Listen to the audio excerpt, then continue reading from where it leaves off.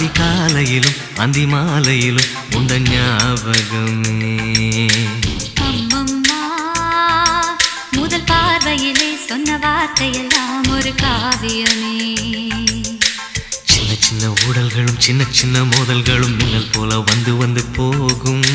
மோதல் வந்து ஊடல் வந்து முட்டிக்கொண்ட போதும் இங்கு காதல் மட்டும் காயமின்றி வாழும். இது மாதங்கள் நாட்கள் செல்ல நிறம் மாறிடும் பூக்கள் அல்ல. மீனம்மா அதிகாலையிலும் அந்தி மாலையிலும் உந்த ஞாபகம்.